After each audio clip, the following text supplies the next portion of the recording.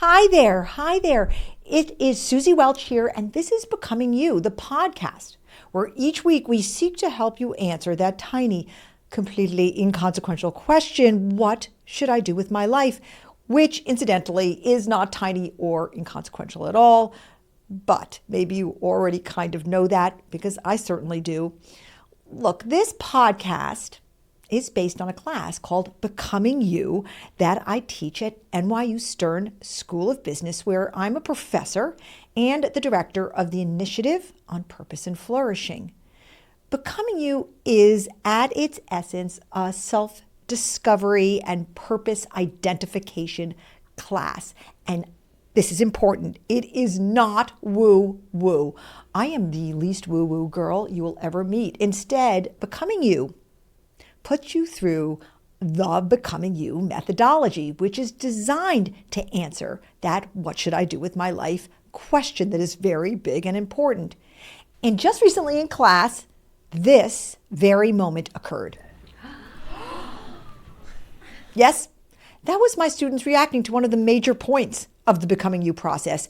And you might gasp too when we get to it in this episode, which is, I am so excited to announce a very, very special episode because we are going scorched earth here. We are going brass tacks here. We're going every manner of cliche here. And I'm going to explain and describe Becoming You, the method from start to finish. I'm also going to tell you two stories of people who went through Becoming You and what their very, very different outcomes were.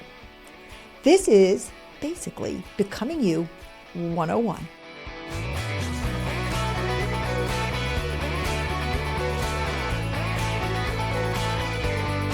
If you're a new listener, I hope that this episode is helpful to you.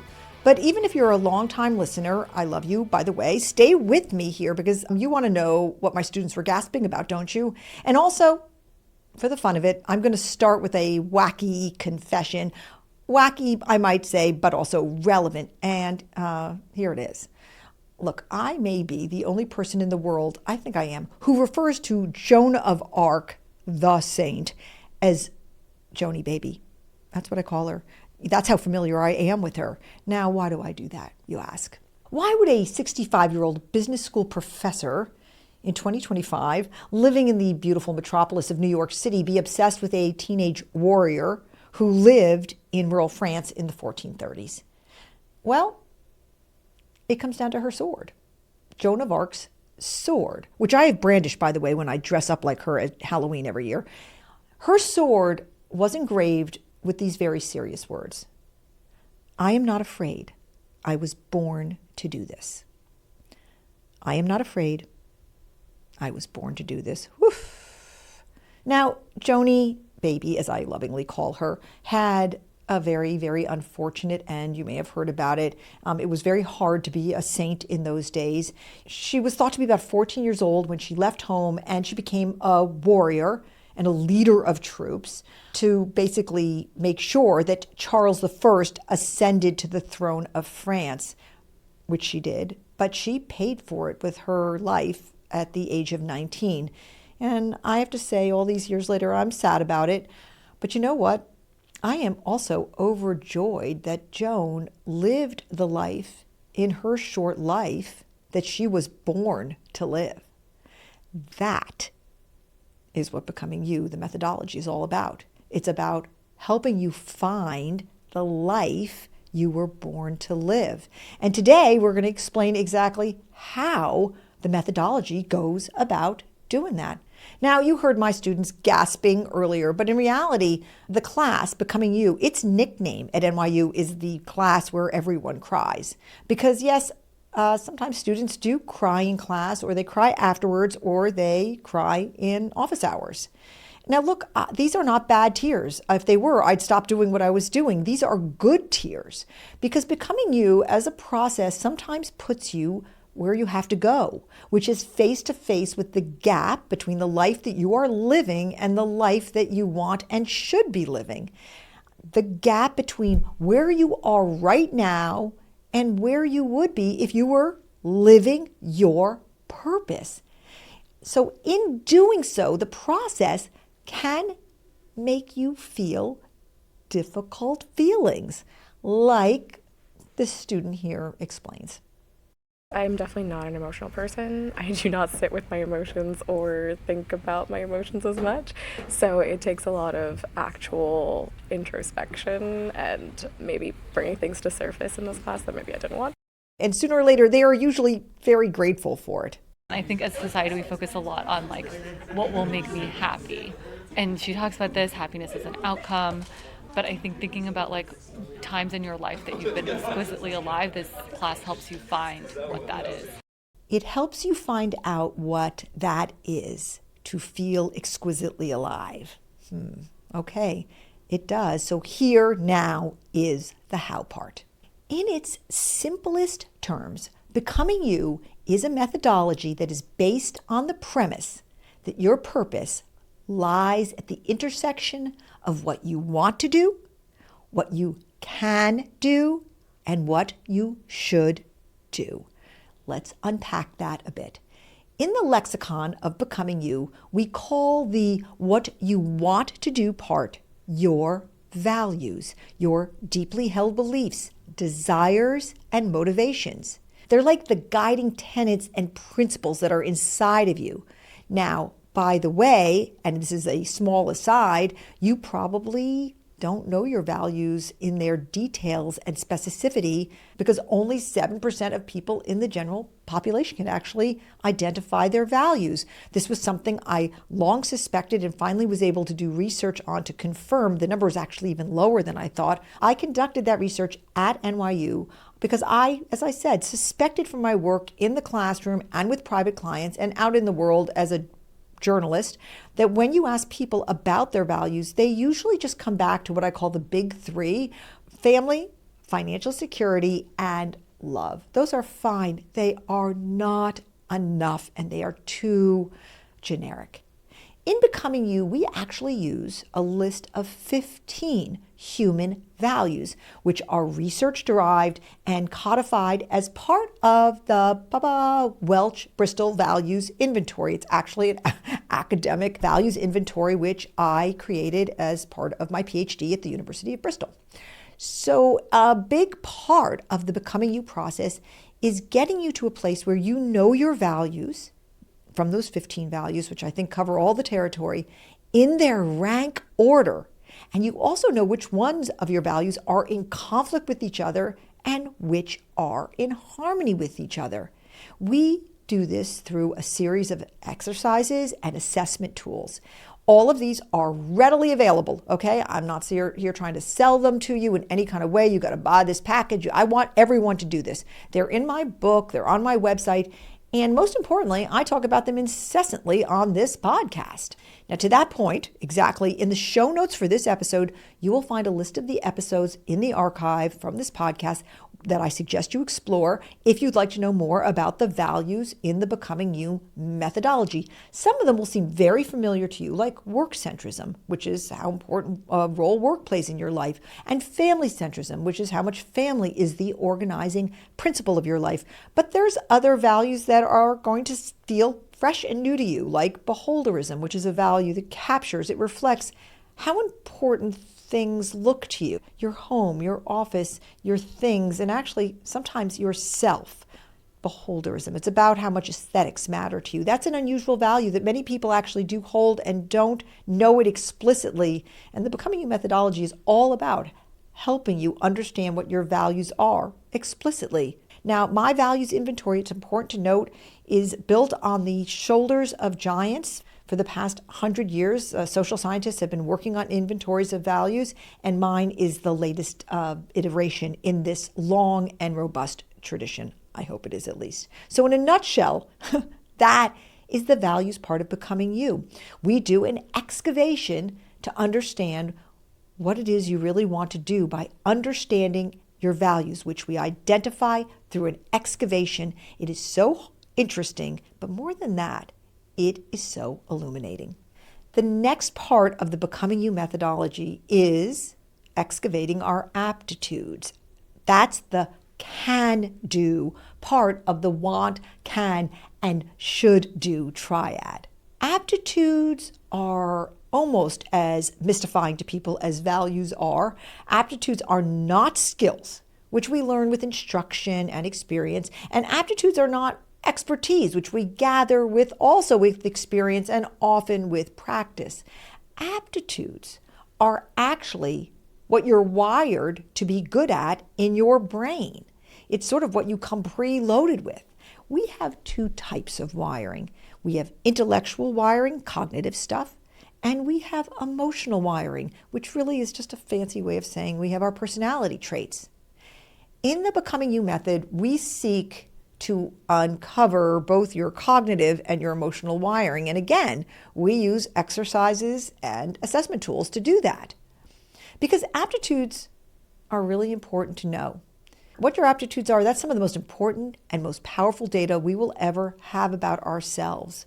But can you believe that most of us go through our lives not knowing our aptitudes and not owning them? I am guilty as charged.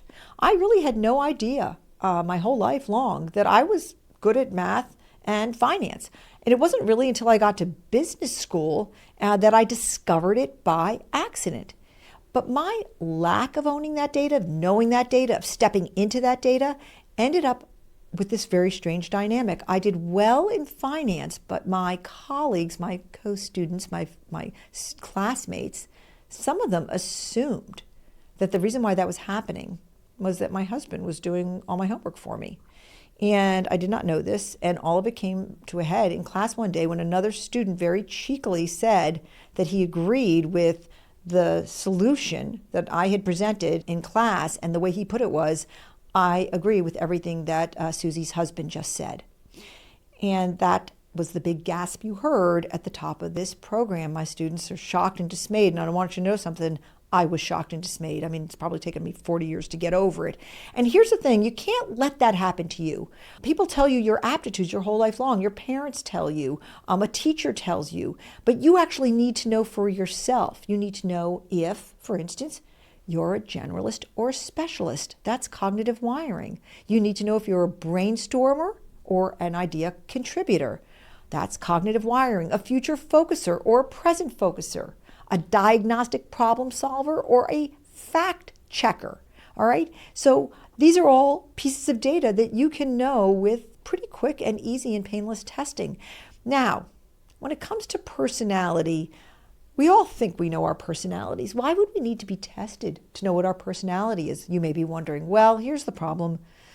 You can't really rely on what you think. You can't really rely on your own opinions about who you are, because if we did, it would be things like everybody says, I'm a good listener, I'm compassionate, I'm generous, right? We have to actually face into how the world experiences us. That's the emotional wiring data we need to gather, and Becoming You has a tool for that. It's called Pi 360.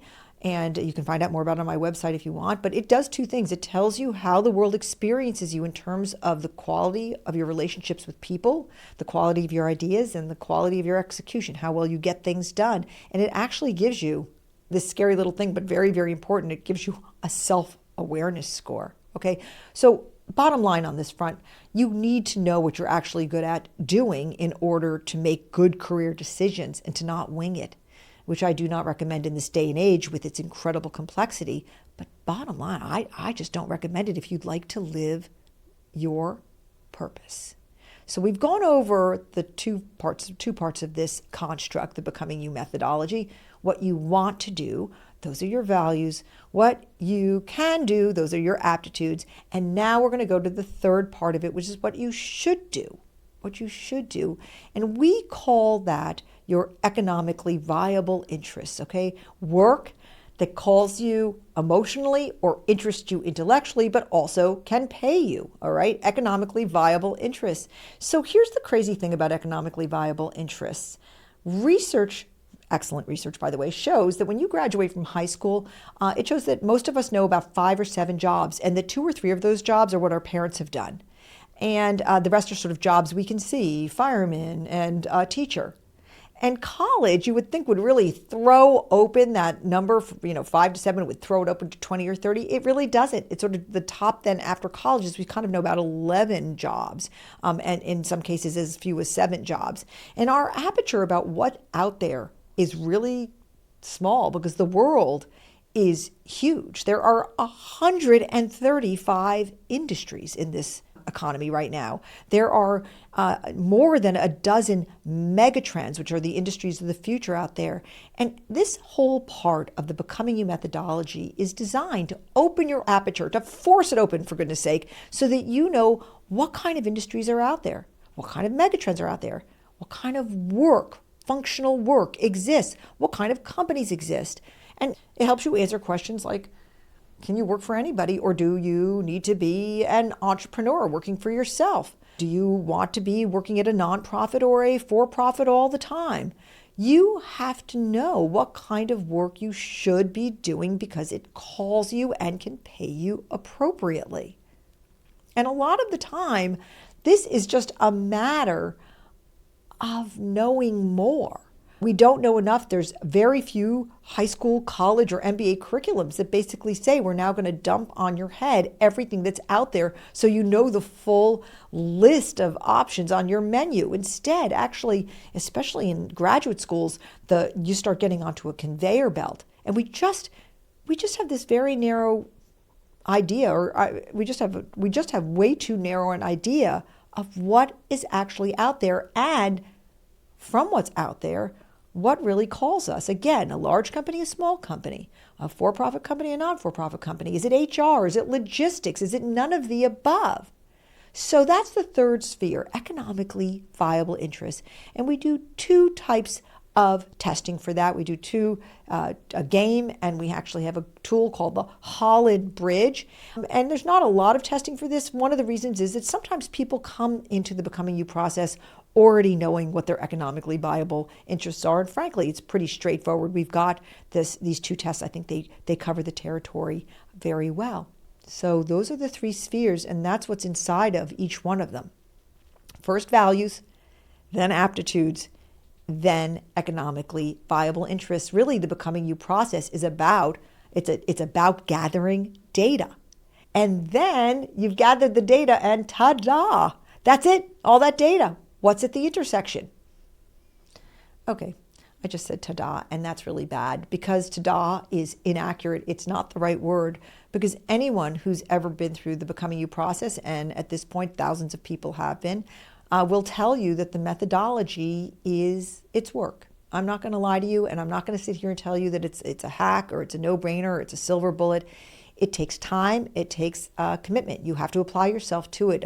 The upside and the outcome is worth it, I would tell you, but it's not easy.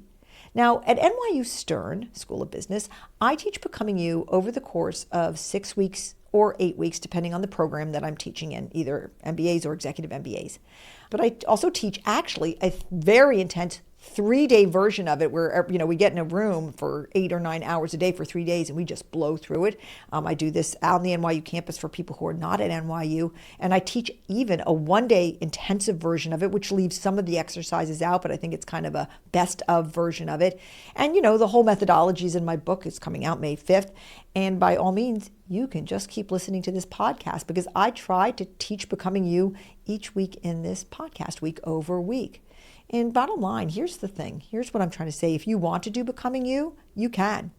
You can. That's my purpose in this world. That's my job. That's what I'm here to do. I want to make it available every day and every way that I can.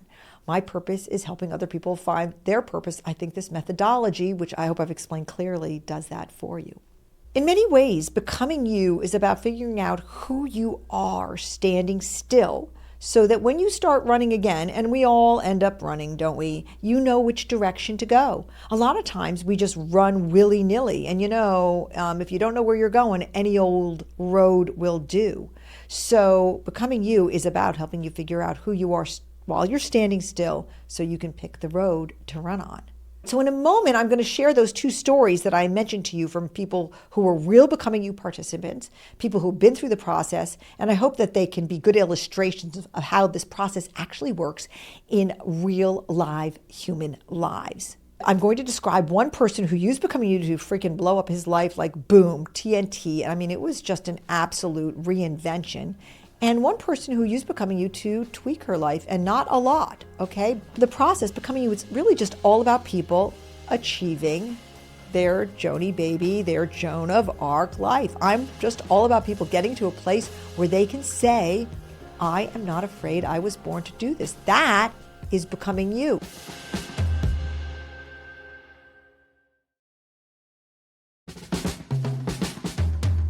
All right, so I want to tell you two quick stories about the people who've gone through this, one who blew up his life and one who tweaked her life. The first student is, we're going to call him Tachi, not his real name, but he was from a family in Asia, and he came out of the womb with his family saying, okay, here's a banker.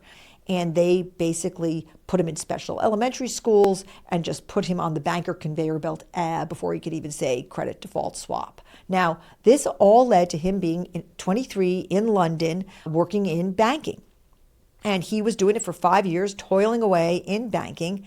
And he was the one who actually pulled the ripcord to come to business school. His stated purpose was, I want to become a different kind of banker. So there he was in my class. He showed up in my class wearing a suit because he was always going to different banking interviews. And I wondered, what is he doing in this class? I want to be honest with you here. He was not exactly my favorite student because he appeared to be very, very disengaged. He sat in the back row and his head was down all the time. And I remember thinking to myself, God, I wish this kid had just given his seat to somebody who wanted to be in this class. I mean, I just felt like he wasn't there. Now, on the last day of class, students present their area of transcendence narrative. Basically, they use slides, often relying on the beauty of AI imageries, to talk about what their life looks like going forward for the next 40 years if they were to live out their purpose. That's the capstone project of the class. And I always ask for volunteers to be the first presenter. And much to my shock, this student, Tashi, raised his hand in his business suit and he said, Professor Welch, I want to go first. And I was like, what the heck? Is he trying to save himself from getting a D in this class by volunteering? I just thought he had checked out completely. And he came up to the front, he gets up and he says, I've discovered in this class, I've actually discovered my purpose. And I was thinking to myself, yeah, well, you want to go into investment banking? Big whoop. And instead he said, my purpose is I want to dress Kim Kardashian. And you know, there was like this gigantic burst of laughter. People thought he was joking. But that laughter ended very quickly because you could just read his face. And you could see that he was, in all of his emotionality, he was not kidding. And to make a long story short, this is a person who over the course of the semester had realized that he had been living a complete lie. He'd been living somebody else's values. And really, what his values were voice, which is creative self-expression. They were agency, which is self-determination. His purpose, as he eventually stated, was that he wanted to make clothing that made women impossible not to look at. And, that was not going to happen in banking.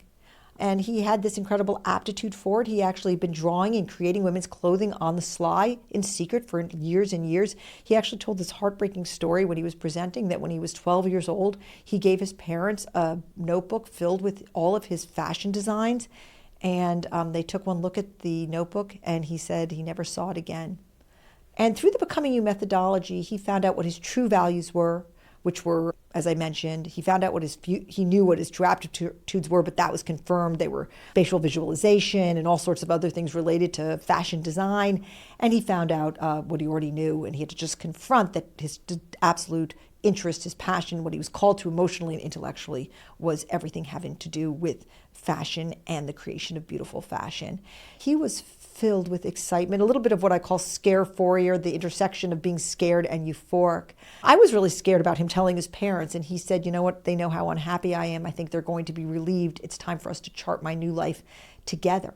He had to actually go into banking for a year because he'd already used up the signing bonus that he had gotten when he got a job in investment banking. But then he went on and he went to FIT, the Fashion Institute of Technology in New York, to start his new life. And actually, I believe he's currently in London apprenticing for a fashion designer. So that's a story of a Becoming You, unlocking someone's true purpose in life, not their passion, but their true purpose, and blowing up their life to get to it.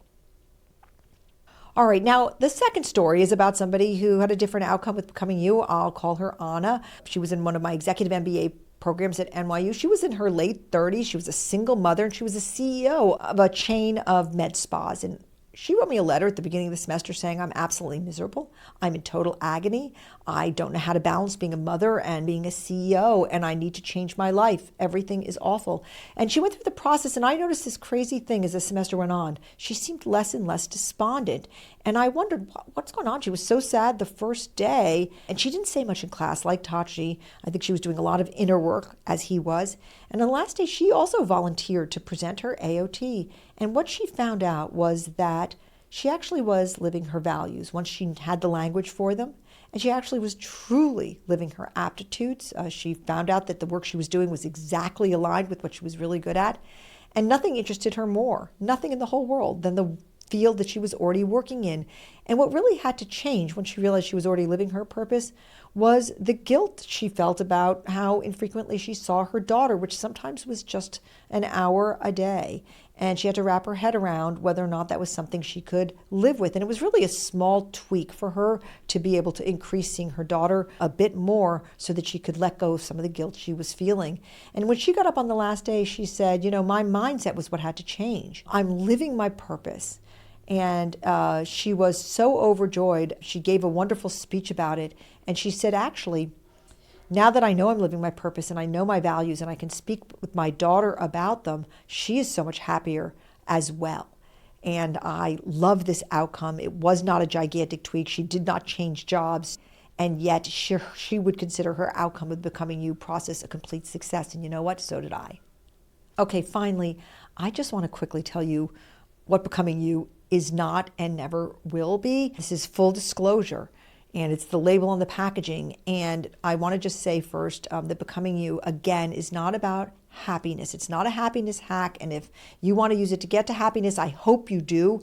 It is often an outcome of doing Becoming You, but it's not the goal of it. Mother Teresa said happiness is not a goal, it's an outcome. And the Becoming You process agrees with Mother Teresa. So I'm not going to guarantee you're going to get happiness. That's not what I promise. But I do think that the methodology promises you an authentic, meaningful life. And that is what it is intended to do. Secondly, I'm going to tell you right now that Becoming You is not about life coaching. I'm not a life coach. I am a professor. I'm a researcher. Becoming You is a tool. It's a methodology, which I am overjoyed to share with you. But you have to apply it yourself. Becoming You, in a way, it impels you to become your own life coach. It helps you become your own life coach. And finally, I just want to say one last time, I said it before, Becoming You, and I don't want to sound like a jerk when I say this, but it is not woo-woo, okay? I live in fear of that, and my tools are scientifically validated. I don't like overreaching. I don't like the optimism peddlers out there. I think that, in full disclosure, I believe life is hard. I think that we're all a bunch of messy mess balls, to use the technical term. And I hope that Becoming You, the methodology, recognizes that that life is not slick. Life is grunty. It's gritty. And if you're looking for a simple hack, I'm afraid I just don't have that for you in Becoming You. So I want to end that here where I want to end. I got through this, I hope, pretty quickly. Thank you for staying with me. And I want to end this Becoming You 101 where I absolutely must end it. And you know I do, with Joan of Arc. And, there's a painting of Joan of Arc at the Met. A very big painting, by the way, huge. I have a dream of teaching Becoming You one day, standing in front of that painting. And to be honest with you, it's not that great a painting. I'm not really sure why it's in the Met. It's sort of a B+ painting, but it is her, it's Joan, and it's very important. And actually what I love about this painting, and the reason why I visit it all the time and want to teach in front of it, is that it depicts Joan at the very moment as a teenage girl where she learned her purpose. And the look on her face is very purposeful. It's beautiful because she's definitely got some fear. She's got some expectation. She's got some hope. But she also has resoluteness. She has all those things at once. And I want you to have those looks on your face. I want you to have that Joan life. I want us all to brandish her sword. I want us all to know what we were born to do, to know our purpose, and to not be afraid at all.